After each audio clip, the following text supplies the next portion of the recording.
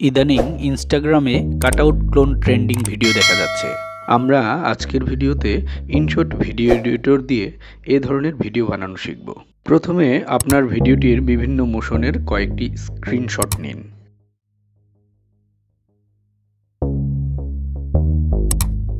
এবার InShot video editor open করে আপনার ভিডিওটি ইম্পোর্ট করুন।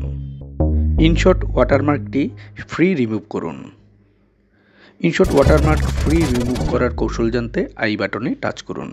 দেখুন ওয়াটারমার্ক চলে গেছে। এবার স্টিকারে টাচ করুন, আবার হলুদ স্টিকারে টাচ করুন, সাদা বক্সে টাচ করুন।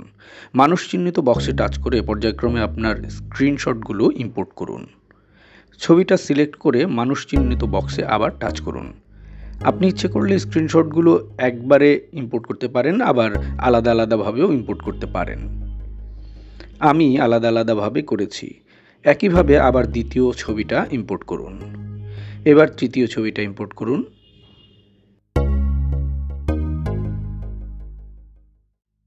একইভাবে মানুষ চিহ্নিত বক্সে টাচ করুন।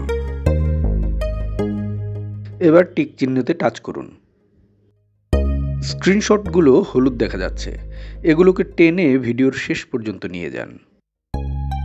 এবার প্রথম ছবিটা এমন পজিশনে রাখুন যাতে ভিডিওর সেই জায়গায় আসলে ছবিটা একই সাইজ ও পজিশনে থাকে। মিলে গেলে সেখানে ছবিটা কাট করে বাকি অংশটা ডিলিট করুন। দ্বিতীয় ছবিটাও একইভাবে এমন পজিশনে রাখুন যাতে ভিডিওর সাইজ ও পজিশনের সাথে ছবিটার সাইজ ও পজিশন একেবারে মিলে যায়। ছবিটা আপনি যত নিখুঁতভাবে মেলাতে পারবেন ভিডিওটাও তত সুন্দর হবে। যেখানে গিয়ে ছবিটা ভিডিওর সাথে পুরোপুরি মিলবে ঠিক সেখানটায় কাট করুন। তারপর ডান পাশের অংশটুকু ডিলিট করে দিন। এবার তৃতীয় ছবিটাও একইভাবে ভিডিওর সাথে মিলিয়ে বসাতে হবে। যেখানে গিয়ে পুরোপুরি মিলবে ঠিক সেখানে কাট করতে হবে। তারপর ডান পাশের অংশটুকু ডিলিট করে দিতে হবে। এবার ভিডিওটা চালিয়ে দেখুন কেমন হলো। সবকিছু ঠিকঠাক থাকলে সেভ বাটনে টাচ করুন। 1080p এবং 60 fps দিয়ে ভিডিওটা সেভ করুন। কিছুক্ষণের মধ্যেই তৈরি হয়ে যাবে আপনার কাঙ্ক্ষিত ভিডিওটি। আশা করি ভিডিওটি ভালো লেগেছে। পুরো ভিডিও দেখার জন্য সবাইকে অসংখ্য ধন্যবাদ।